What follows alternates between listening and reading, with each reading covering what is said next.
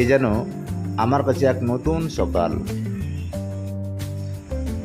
যেন কর্মফলের আশায় নিজেকে ব্যস্ত রেখে মন দিয়েছি কর্মের দিকে।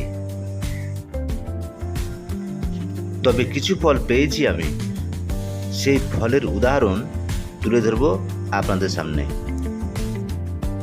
সকাল সকাল গাছের পরিচর্যায় মেলে গেছি। সুপ্রিয় দর্শক, আন্তরিক শুভেচ্ছা জানাচ্ছি আমার চ্যানেলের পক্ষ থেকে।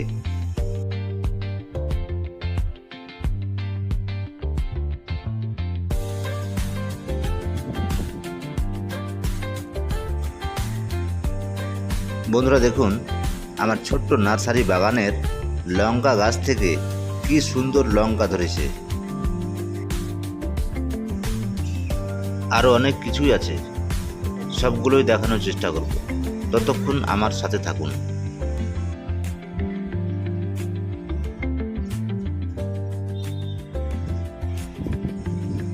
কিছুদিন আগে লাগানো ড্রাগন গাছের নতুন ফুল দেখা দিয়েছে।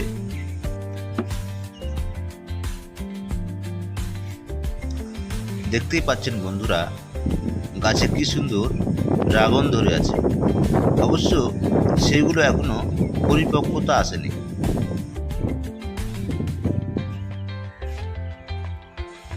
ড্রাগন ফল পাকার সময় হয়ে এলে লাল হয়ে যায়, যা সবুজের মধ্যে দেখতে খুব ভালো লাগে।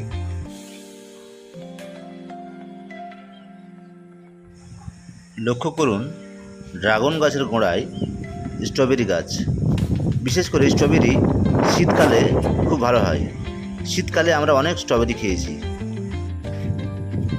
নিম্নে দেখুন, মিষ্টি আমড়া, পেঁপে, সাফাটুল, নারিকেল ও কুমড়ো গাছ রয়েছে। রয়েছে করমচার গাছও, যে করমচা থেকে চেরি ফল তৈরি হয়। একটি গাছ সমান একটি প্রাণ। একটু পরিষ্কার করে বলি, এই যে গাছেরা যে শ্বাস গ্রহণ করে, অর্থাৎ আমরা যে কার্বন ডাই অক্সাইড ছাড়ি, এই গাছেরা আপনার গ্রহণ করে। আর এই গাছেরা যে অক্সিজেন ছাড়ে, সেই অক্সিজেন আমরা নাকের মাধ্যমে, মুখের মাধ্যমে আমরা গ্রহণ করি। অর্থাৎ পৃথিবীর ভারসাম্য এই গাছে রক্ষা করে আছে। এখানে রয়েছে লেবু গাছ, রয়েছে পেয়ারা গাছ,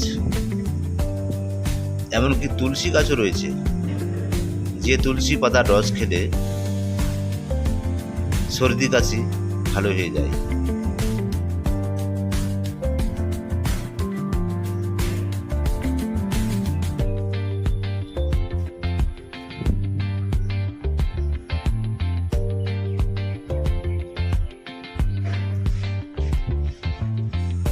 বন্ধুরা, এইখানে কয়েক প্রজাতির লেবু গাছ লাগানো হয়েছে।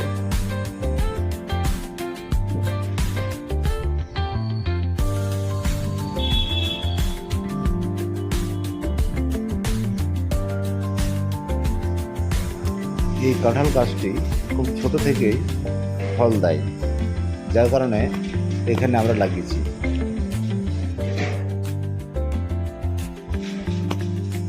এখানে সিঙ্গাপুরি কলার গাছও লাগানো হয়েছে, আপনারা দেখতেই পাচ্ছেন। এই যে বন্ধুরা দেখতে পাচ্ছেন কি সুন্দর কলা হয়েছে আমাদের কাছে, কি সুন্দর লাগছে। এই যে আমাদের আপেল গাছ। বন্ধুরা, ফাঁকার মধ্যে আপেল গাছটি কি সুন্দর দণ্ডায়মান, যদিও আপেল এখন পর্যন্ত ফলেনি। লাল গোলাপ ফুল যুক্ত গাছ, যার সৌন্দর্য আরো বাড়িয়ে তুলেছে।